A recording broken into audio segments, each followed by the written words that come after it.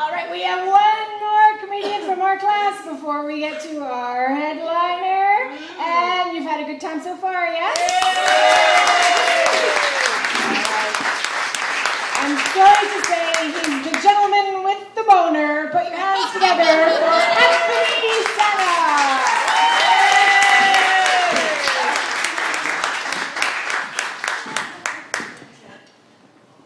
Good evening, everyone. Currently, I'm the guy with the wood of the book, and just so we're clear, that's the microphone stand.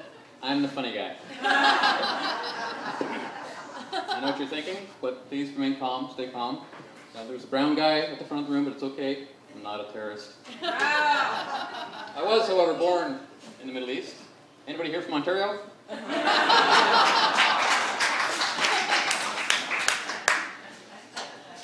I moved to Vancouver in the 90s because Ontario at the time, the economy was, in the early 90s, was really quite lousy. It was really crap, and I heard there was a lot of job opportunities for me in Vancouver, so I packed up with my girlfriend at the time, and I moved out there all full of piss and vinegar, thinking I was going to get a job, and I found out when I got there I was actually pre-qualified for a lot of the work. You know, I could have gotten a job just because of the color of my skin. How many of you can say that you could get a job at a 7-Eleven or driving a cab just like that? Right? Just like that. Yeah, that was fun. Vancouver was so much different than Ontario. It was fabulous. I loved the scenery, the food, the lifestyle. The people there were so friendly. I mean, just walking down the street, anybody that I would see, if they were brown, they thought I was a relative. If they were a guy, they thought I was hot. Excuse me, sir. Sinbad, is that your name? Over here. I could go out to the clubs on a Friday night after work and never have to pay for a beer. It was awesome. I'd go in the clubs and I'd get beers and drinks offered to me all the time, and eventually the boys would come up to me and say, "You're not gay, are you?" Does that mean I have to pay for this now? Okay, we can scratch that one off the list. Okay. It was funny at the time, I'm telling you. Straight brown guy in a gay bar. It's funny, funny stuff. I moved to Victoria in '98, and you know, one of the first things I decided to do when I moved here, I'm a real foodie. I don't, you know, fat guy over here, doesn't show, but I really love food, and I love Middle Eastern food. I'd heard there was a place called the Blair Mart. There's only 2 places in town, but there's a Blair Mart on Pandora. Who, by applause, has been to the Blair Mart? Fabulous little place, so what the fuck kind of a name is the Blair Mart for a Middle Eastern place? I mean, really, what were these people thinking when they named it the Blair Mart? You know? What do you want to call him? I want to call him Ahmed. No, let's call him what he goes. No, let's call him Blair. Blair, yeah. Brown, Lebanese, Iranian, how does it go? Brown, Lebanese, Armenian in retail. I don't know what the hell it is.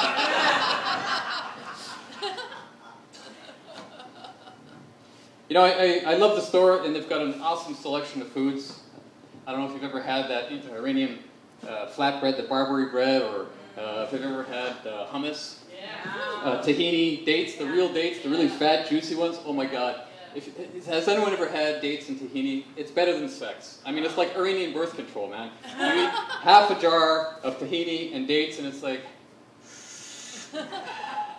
it's not happening tonight, huh? I'm done.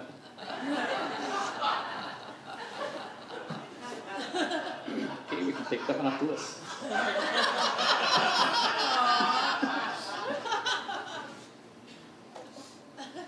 Every time I go in there, the guy behind the counter, he always says to me, "Where are you from?" "What country are you living from?" "Where are you from?" Every frickin' week. I'm in there every week for the past 3 months, and this guy asks me where I'm from. And it's like, dude, do I look Japanese to you? Really? It's the Japanese people who all look the same, not this face. Come on, get with it, buddy.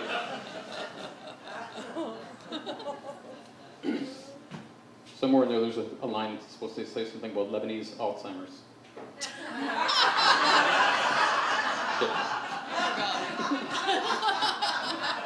What do you got, Lebanese Alzheimer's? You don't remember the space?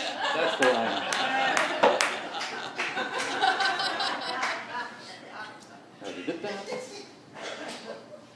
So speaking of birth control, I'm a newlywed. Thank you. I got married in May, and you know, I come from a large family, and they're all in the Middle East. They're all back in Ontario, in Montreal, and they all came out here, and they got a chance to see the scenery and enjoy the city. You know, for me, it was awesome to have them here. It was like a who's who of the reasons why I've been in therapy for the past 10 years. It was the best. Mom, stop, Mom, stop. It's funny to me. My therapist laughs at that one. My wife, she's 15 years younger than me. Whoa. Yeah. I mean, you know, you're probably looking at me thinking that guy's like maybe 40. I'm actually 43. You know, it's this hairstyle that I keeps me looking young. You know, so if I'm 43, quick math. How old is she? 28. Awesome. I forgot to write it down. 28? 28. Great. So, she's really mature for her age. The more stupid jokes I make of myself being nervous up here, the easier it is. So keep laughing. Thank you. She's really mature for her age. You know, I can think back, just doing the math. When I was in high school, and I was graduating, she was graduating, pull up Pampers. Really mature for her age. Awesome. Being 43 for me is just, I don't know. Any other men here in their 40s? There's a man who's going to admit it, and I'm going to tell you something that he's thinking and that I'm thinking. Being in your 40s as a man is fabulous because I can appreciate beauty in women of all ages. I mean, it's fabulous. Just like women, hotties in their 20s, and then you've got all these like MILFs in their 30s and 40s, and the cougars in their 50s. It's just absolutely stunning to be like this. And you know, being married, this thing, yeah, doesn't make a difference. Not at all. I already mentioned my wife is 28. Her mom's 53. Yeah. Yes! Oh! And I'm done. Thanks.